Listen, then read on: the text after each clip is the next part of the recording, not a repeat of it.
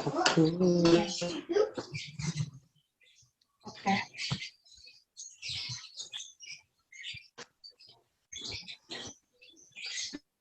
Udah kelihatan share screen-nya, teman-teman? Udah. Ya. Oke, kita langsung mulai aja ya. Assalamualaikum warahmatullahi wabarakatuh. Selamat pagi teman-teman semua. Selamat pagi teman-teman dari kelompok 2. Di sini hari ini kita mau presentasi sekalian berdiskusi tentang sistem peradilan di Indonesia. Langsung aja kita ke anggota dari kelompok 2. Yang pertama ada Amanda, kedua Dani, ketiga Zafran, keempat Pramudia, kelima Putri, keenam Retria, ketujuh Feris, kedelapan Vina. Dan kebetulan di sini saya Vina sebagai moderatornya. Langsung aja. Berikut ada poin pembahasan tentang sistem peradilan di Indonesia. Yang pertama, makna lembaga peradilan. Kedua, dasar hukum lembaga peradilan. Ketiga, klasifikasi lembaga peradilan. Keempat, perangkat lembaga peradilan. Kelima, tingkatan lembaga peradilan. Keenam, peran lembaga peradilan. Langsung yang pertama yaitu makna lembaga peradilan. Pengadilan atau badan peradilan merupakan salah satu lembaga penegak hukum di Indonesia. Pengadilan secara umum mempunyai tugas untuk mengadili perkara menurut hukum dengan tidak membeda-bedakan orang. Pengadilan tidak boleh menolak untuk memeriksa, mengadili, dan memutus suatu perkara yang diajukan dengan dalih bahwa hukum tidak ada atau kurang. Pengadilan wajib memeriksa dan mengadili setiap perkara peradilan yang masuk. Pengadilan nasional adalah segala sesuatu mengenai perkara pengadilan yang bersifat kebangsaan atau segala sesuatu mengenai perkara pengadilan yang meliputi suatu bangsa, dalam hal ini adalah bangsa Indonesia. Prinsip-prinsip peradilan nasional ada 5 poin. Yang pertama, peradilan dilakukan demi keadilan berdasarkan ketuhanan yang Maha Esa, serta dilakukan dengan sederhana, cepat, dan biaya ringan. Kedua, peradilan mengadili menurut hukum dengan tidak membeda-bedakan orang. Ketiga, sebuah pengadilan memeriksa dan memutus perkara dengan sekurang-kurangnya 3 orang hakim, kecuali apabila undang-undang menentukan lain. Keempat, semua peradilan di Indonesia adalah peradilan negara yang menegakkan dan menerapkan hukum dan keadilan berdasarkan Pancasila. Terakhir, segala campur tangan dari pihak-pihak lain di luar kekuasaan kehakiman dilarang kecuali yang diatur dalam undang-undang. Lalu selanjutnya akan dijelaskan oleh Zafran, yaitu dasar hukum lembaga peradilan. Silakan Zafran. Dasar hukum lembaga peradilan.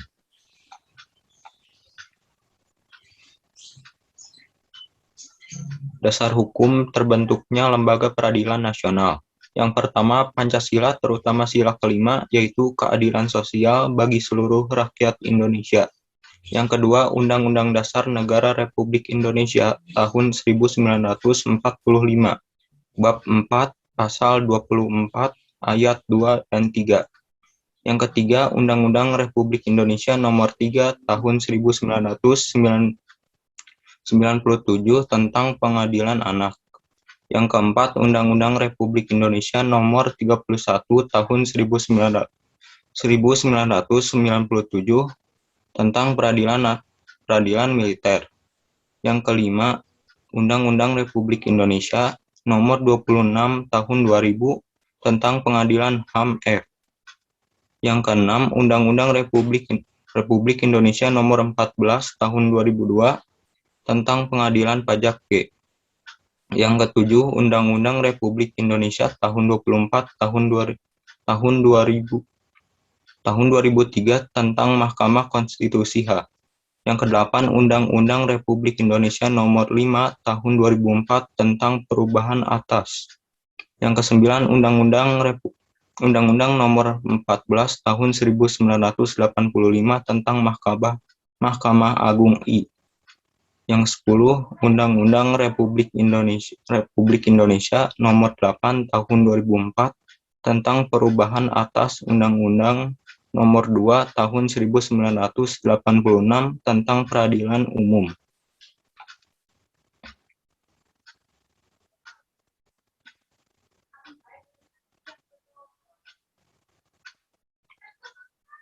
Yang ke-11, Undang-Undang Republik Indonesia Nomor 9 Tahun 2004 tentang perubahan atas. Yang ke-12, Undang-Undang Nomor 7 Tahun 1986 tentang Peradilan Tata Usaha Negara K.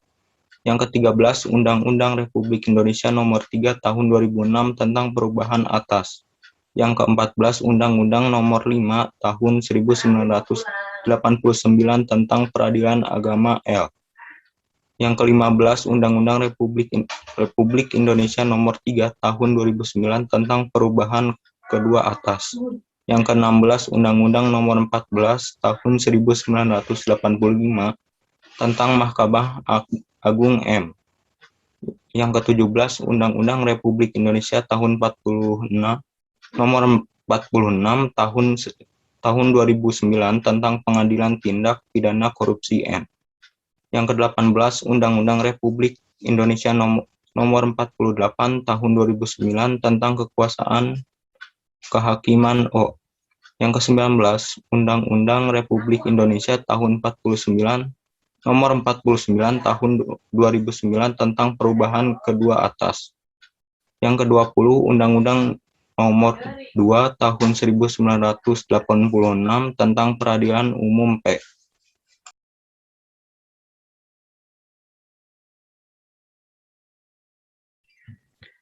Dan selanjutnya tentang klasifikasi lembaga peradilan akan dijelaskan oleh Dani. Silahkan Dani. Klasifikasi lembaga peradilan.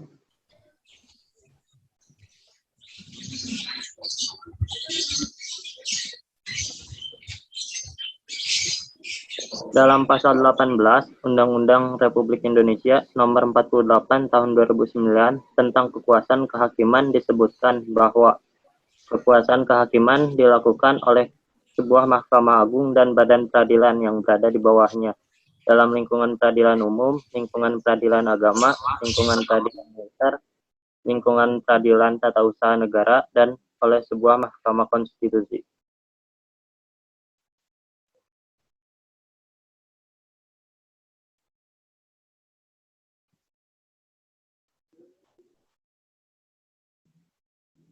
Lembaga peradilan di bawah Mahkamah Agung, yaitu peradilan umum, satu pengadilan negeri berkedudukan di ibu kota, kabupaten atau kota, dan dua pengadilan tinggi berkedudukan di ibu kota provinsi.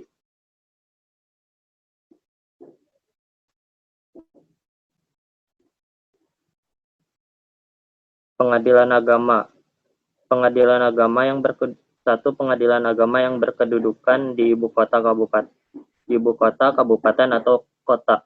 Dua pengadilan tinggi agama yang berkedudukan di ibu kota provinsi.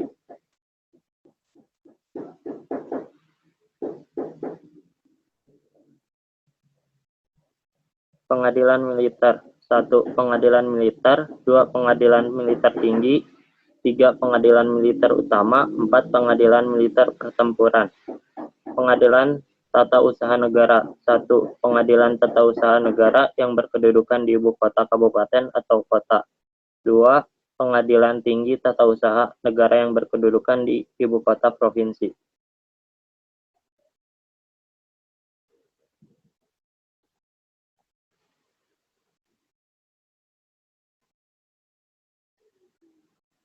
Mahkamah Konstitusi. Mahkamah Konstitusi adalah salah satu lembaga negara yang melakukan kekuasaan kehakiman yang merdeka untuk menyelenggarakan peradilan guna menegakkan hukum dan keadilan. Mahkamah Konstitusi merupakan perwujudan dari pasal 24C Undang-Undang Dasar Negara Republik Indonesia tahun 1945. Masa jabatan Hakim Konstitusi adalah 5 tahun dan dapat dipilih kembali hanya untuk 1 kali masa jabatan. Ketua dan Wakil Ketua dipilih dari dan oleh Hakim Konstitusi untuk masa jabatan 3 tahun. Hakim Konstitusi adalah penjabat negara.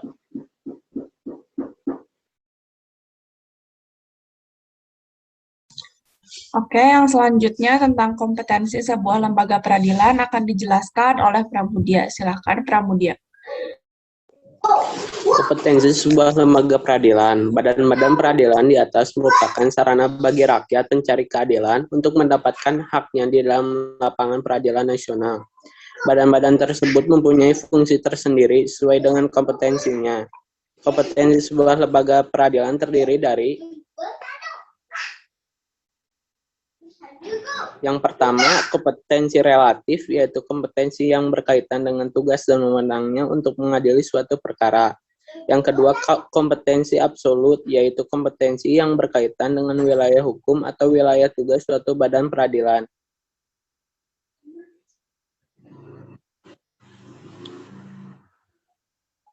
Contohnya, kompetensi relatif, yaitu penyelesaian perkara perceraian bagi penduduk yang beragama Islam, maka yang berwenang untuk menyelesaikannya adalah peradilan agama. Tindak pidana yang dilakukan oleh anggota TNI disidangkan di pengadilan militer. Yang kedua, kompetensi absolut. Pengadilan materi wilayah hukumnya hanya meliputi satu kabupaten atau kota dan hanya berwenang menyidangkan perkara hukum yang terjadi di wilayah hukumnya.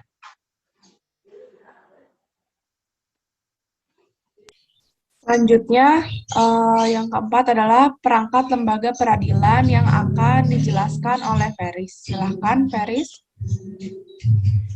Perangkat lembaga peradilan.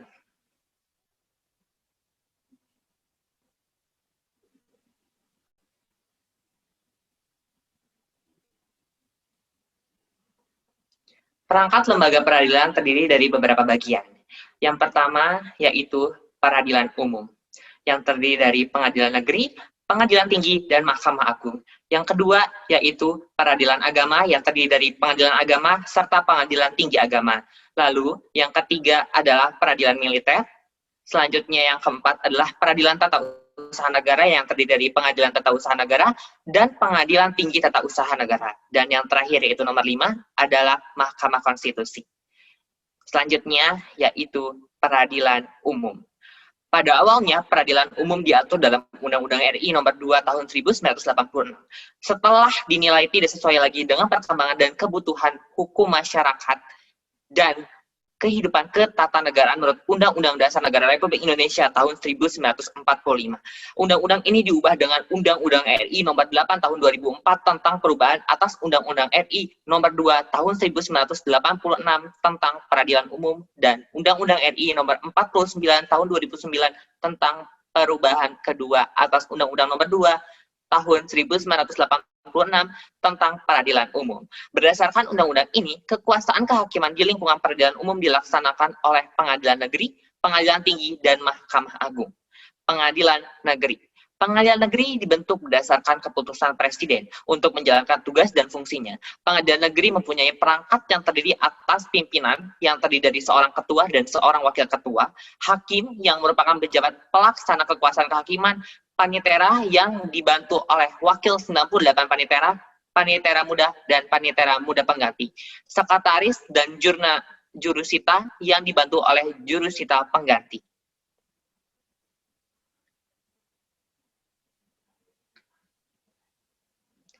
Selanjutnya adalah pengadilan tinggi.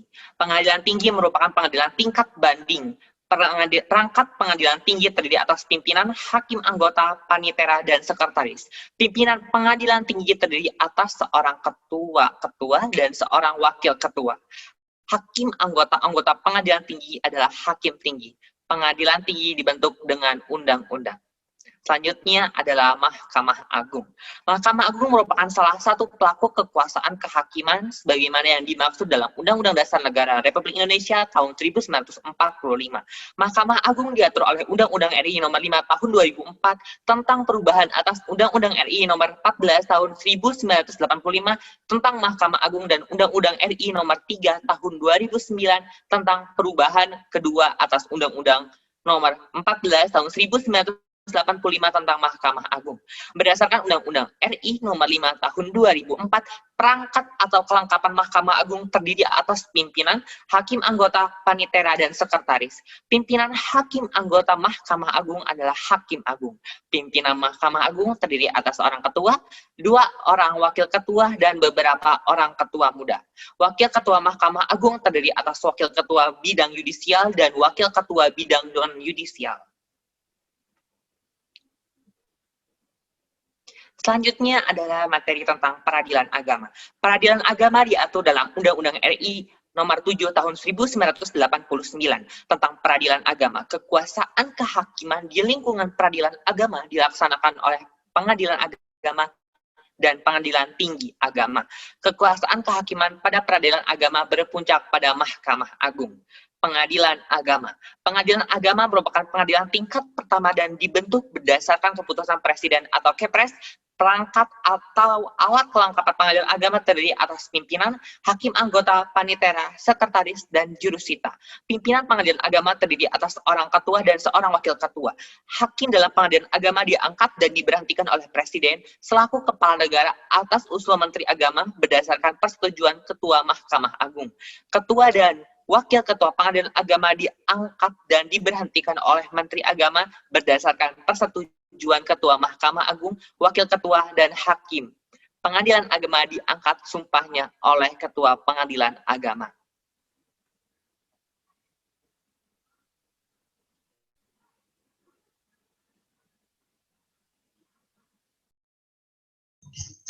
Selanjutnya, Pengadilan Tinggi Agama akan dijelaskan oleh Putri. Silahkan, Putri. Selanjutnya, poin kedua, yaitu Pengadilan Tinggi Agama. Pengadilan Tinggi Agama berkedudukan di ibu kota provinsi dan daerah hukumnya meliputi wilayah provinsi. Pengadilan Tinggi Agama merupakan pengadilan tingkat banding. Perangkat atau alat kelengkapan Pengadilan Tinggi Agama terdiri atas pimpinan, hakim anggota, panitera, dan sekretaris. Pimpinan Pengadilan Tinggi Agama terdiri atas seorang ketua dan seorang wakil ketua. Ketua Pengadilan Tinggi Agama diambil sumpahnya oleh Ketua Mahkamah Agung. Hakim anggota Pengadilan Tinggi Agama adalah hakim tinggi. Wakil ketua dan hakim Pengadilan Tinggi Agama diambil sumpahnya oleh Ketua Pengadilan Tinggi Agama. Selanjutnya ada peradilan militer. Peradilan militer diatur dalam Undang-Undang Republik Indonesia Nomor 31 Tahun 1997. Dalam undang-undang tersebut, yang dimaksud dengan pengadilan adalah badan yang melaksanakan kekuasaan kehakiman di lingkungan peradilan militer yang meliputi pengadilan militer tinggi, pengadilan militer utama, dan pengadilan militer pertempuran. Dalam peradilan militer dikenal adanya auditorat, yaitu badan di lingkungan TNI yang melakukan kekuasaan pemerintahan negara di bidang penuntutan dan penyidikan berdasarkan pelimpahan dari Panglima TNI. Auditorat terdiri atas auditorat militer tinggi, auditorat jenderal, dan auditorat militer pertempuran.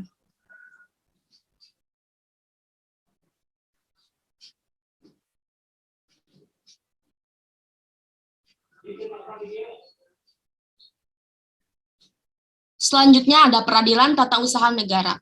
Peradilan tata usaha negara diatur dalam Undang-Undang Republik Indonesia Nomor 5 Tahun 1986.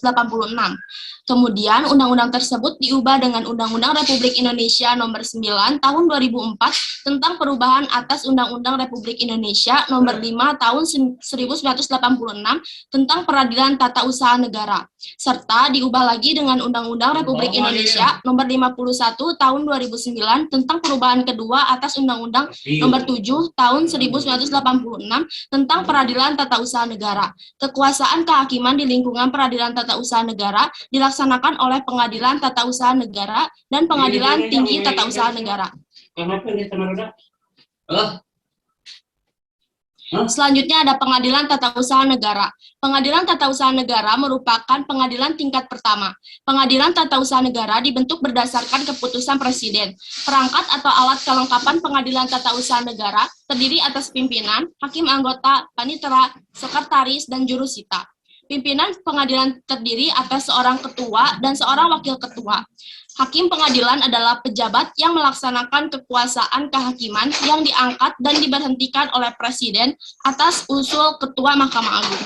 Wakil Ketua dan Hakim Pengadilan Tata Usaha Negara diambil sumpahnya oleh Ketua Pengadilan Tata Usaha Negara.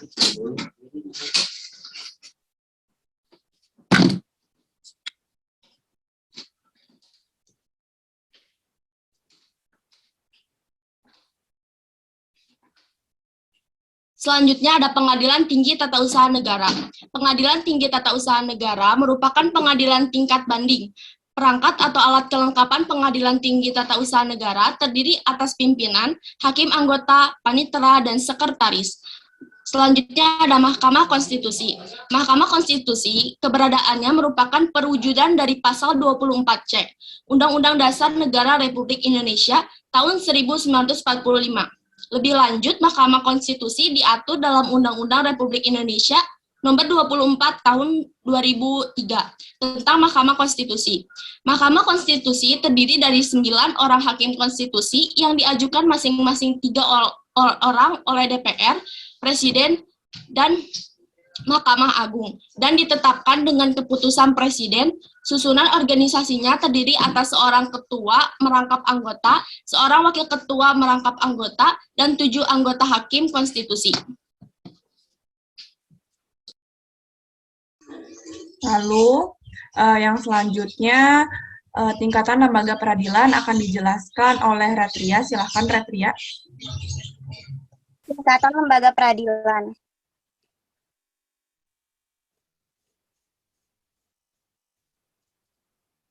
Ada 3 tingkatan. Yang pertama, pengadilan tingkat pertama atau bisa disebut juga pengadilan negeri. Wewenang pengadilan tingkat pertama adalah memeriksa dan memutuskan sesuai dengan ketentuan yang diatur dalam undang-undang, khususnya tentang 1. Sah atau tidaknya penangkapan, penahanan, penghentian, penyidikan atau penghentian tuntutan. 2. Ganti kerugian atau rehabilitasi bagi seseorang yang perkaranya dihentikan pada tingkat penyidikan atau tuntutan. Lalu tingkat kedua bisa disebut juga pengadilan tinggi yang dibentuk dengan undang-undang. Daerah hukum pengadilan tinggi pada dasarnya meliputi 1 provinsi.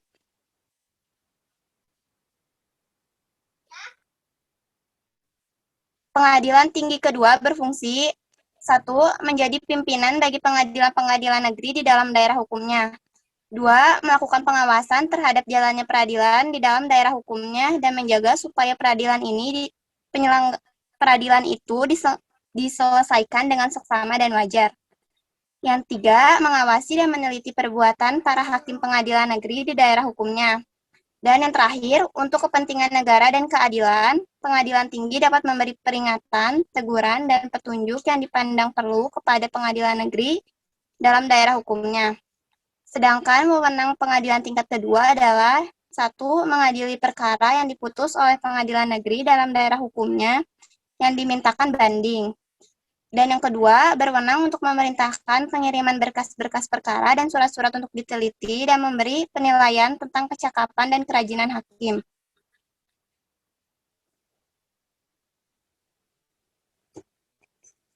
Tingkat yang selanjutnya yaitu kasasi oleh Mahkamah Agung. Mahkamah Agung berkedudukan sebagai puncak semua peradilan dan sebagai pengadilan tertinggi untuk semua lingkungan peradilan dan memberi pimpinan kepada pengadilan-pengadilan yang bersangkutan. Dalam hal kasasi, yang menjadi wewenang Mahkamah Agung adalah membatalkan atau menyatakan tidak sah putusan hakim pengadilan tinggi karena putusan itu salah atau tidak sesuai dengan undang-undang. Hal tersebut dapat terjadi karena pertama, lalai memenuhi syarat-syarat yang diwajibkan oleh perundang-undangan yang mengancam kelalaian itu dengan batalnya perbuatan yang bersangkutan. Lalu yang kedua, melampaui batas wewenang, dan yang terakhir, salah menerapkan atau karena melanggar ketentuan hukum yang berlaku.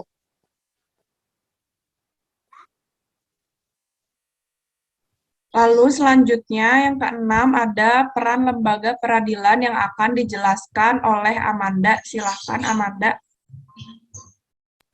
Peran lembaga peradilan.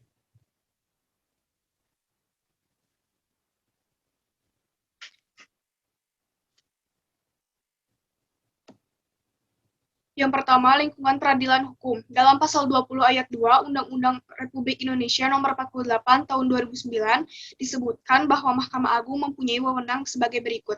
Yang pertama, mengadili pada tingkat kasasi terhadap putusan yang diberikan pada tingkat terakhir oleh pengadilan di semua lingkungan peradilan yang berada di bawah Mahkamah Agung. Yang kedua, menguji peraturan perundang-undangan di bawah undang-undang terhadap undang-undang. Yang ketiga, kewenangan lainnya yang diberikan undang-undang. Yang kedua, ada lingkungan peradilan agama. Berdasarkan pasal 49 Undang-Undang Republik Indonesia Nomor 3 Tahun 2006, pengadilan agama bertugas dan berwenang memeriksa, memutus, dan menyelesaikan perkara di tingkat pertama antara orang-orang yang beragama Islam di bidang perkawinan, waris, wasiat, hibah, wakaf, zakat, infak, sodakoh, dan ekonomi syariah.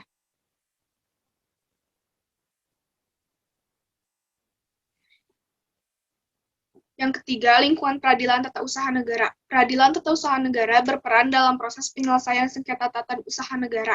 Sengketa tata usaha negara adalah sengketa yang timbul dalam bidang tata usaha negara antara orang atau badan hukum perdata dengan badan atau pejabat tata usaha negara, baik di pusat maupun di daerah sebagai akibat dari dikeluarkannya keputusan tata usaha negara, termasuk sengketa kepegawaian berdasarkan peraturan perundang-undangan yang berlaku.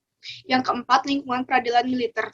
Peradilan militer berperan dalam menyelenggarakan proses peradilan dalam lapangan hukum pidana, khususnya bagi pihak-pihak sebagai berikut. Yang pertama, anggota TNI. Yang kedua, seseorang yang menurut undang-undang dapat dipersamakan dengan anggota TNI. Yang ketiga, anggota jabatan atau golongan yang dapat dipersamakan dengan TNI menurut undang-undang. Dan yang keempat, seseorang yang tidak termasuk ke dalam angka 1, 2, dan 3. Oke, itu tadi kita habis ngebahas tentang sistem peradilan di Indonesia ya. Kira-kira teman-teman ada yang mau ditanyain nggak nih dari apa yang udah tadi kita presentasiin? Saya izin bertanya. Boleh, Putri? Pertanyaannya, mengapa peradilan di Indonesia bertingkat-tingkat? Silahkan, ada yang mau bantu menjawab? Saya izin menjawab pertanyaan Putri. Mengapa peradilan di Indonesia bertingkat-tingkat? Alasan diterapkannya peradilan yang bertingkat-tingkat di Indonesia adalah untuk mengantisipasi kekurangan dan kehilafan hakim sebagai manusia dalam memeriksa, mengadili, dan memutus perkara. Kekurangan dan kehilafan yang dimaksud di sini adalah kekurang atau ketidakcermatan, ketidakbenaran, serta ketidakadilan yang mungkin saja terdapat dalam putusan hakim. Hal ini dikarenakan manusia tidak ada yang sempurna, termasuk hakim itu sendiri. Maka, dengan diterapkannya peradilan yang bertingkat-tingkat ini, apabila warga negara sebagai pencari keadilan merasa bahwa keputusan seorang atau majelis hakim tidak adil, maka dia masih mempunyai kesempatan untuk mencari atau memperjuangkan putusan yang seadil-adilnya baginya. Sebagai contoh adalah Andi terlibat dalam masalah hukum. Dalam persidangan, hakim memberi keputusan bahwa dia bersalah. Nah, jika Andi merasa putusan hakim tersebut tidak adil karena dia tidak merasa bersalah melalui pembuktiannya pada suatu proses peradilan di pengadilan negeri, maka Andi yang keberatan dapat mengajukan banding agar diadili pada peradilan yang lebih tinggi, yaitu pengadilan tinggi. Kemudian, jika dia masih belum puas dengan putusan hakim pada pengadilan tinggi tersebut, dia masih dapat mengajukan kasasi kepada lembaga peradilan yang lebih tinggi, yaitu Mahkamah Agung. Cukup, Putri? Sudah cukup, terima kasih atas jawabannya, Retria. Sama-sama. Oke, ada lagi nggak nih kira-kira teman-teman yang mau bertanya tentang materi yang tadi? Izin bertanya, Silahkan, Pramudia. bagaimanakah syarat dan prosedur untuk naik banding? Oke, Saya izin ada menjawab, yang... Putri. Oke, silahkan Amanda. Banding perkara pidana diajukan ke kepaniteraan pidana dalam waktu 7 hari setelah putusan dan tidak dipungut biaya. Banding perkara perdata diajukan ke kepaniteraan perdata dalam waktu 14 hari setelah putusan dengan membayar perkara banding. Apakah cukup menjawab? Ram, pertanyaannya. Baik, sudah cukup. Nah, oke, kira-kira ada lagi nggak nih teman-teman yang mau ditanyain dari materi tadi? Saya izin bertanya, Boleh, silahkan Dani. bila menurut kita jalannya persidangan berat sebelah, apakah kita berhak untuk meminta pergantian hakim? Silahkan, ada yang mau menjawab pertanyaan Dani? Saya izin menjawab pertanyaan Dani. Silahkan, Rere. Ratria. Boleh, asalkan ada dasar hukum yang kuat dan diajukan kepada Ketua Pengadilan Negeri setempat. Bagaimana, Dani? Cukup, terima kasih. Oke, ada lagi nggak nih teman-teman kira-kira? Atau udah cukup aja mungkin? Atau ada lagi barangkali yang mau ditanyain?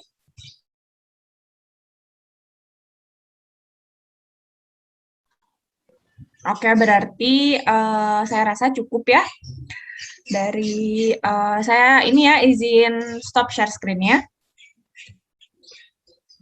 Oke, dari diskusi kita hari ini kita menarik kesimpulan tentang materi ini bahwa ketaatan atau kepatuhan terhadap hukum yang berlaku merupakan konsep yang nyata dalam diri seseorang yang diwujudkan dalam perilaku yang sesuai dengan sistem hukum yang berlaku. Tingkat kepatuhan hukum yang diperhatikan oleh seseorang warga negara secara langsung menunjukkan tingkat kesadaran hukum yang dimilikinya. Kepatuhan hukum mengandung arti bahwa seseorang memiliki kesadaran untuk memahami dan menggunakan peraturan perundang-undangan yang berlaku mempertahankan tertib hukum yang ada dan menegakkan kepastian hukum. Adapun ciri-ciri seseorang yang berperilaku sesuai dengan hukum yang berlaku dapat dilihat dari perilaku yang diperbuatnya. Disenangi oleh masyarakat pada umumnya, tidak menimbulkan kerugian bagi diri sendiri dan orang lain, tidak menyinggung perasaan orang lain, menciptakan keselarasan, mencerminkan sikap sadar hukum, dan mencerminkan kepatuhan terhadap hukum. Jadi itu ya teman-teman kesimpulannya dari sistem peradilan Indonesia. Saya rasa kita akhiri saja diskusi hari ini dan presentasi hari ini. Akhir kata saya ucapkan terima kasih. Mohon maaf bila ada kesalahan kata, penyebutan kata. Wassalamualaikum warahmatullahi wabarakatuh.